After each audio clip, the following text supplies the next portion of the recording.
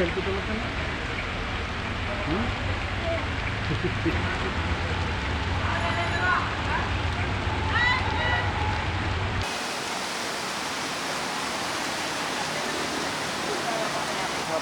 পাঠানগঞ্জের চাপাতলা পরিষ্কার চান্দর চকবাজার তেলপোর্ট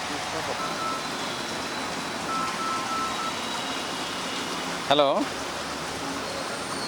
দেন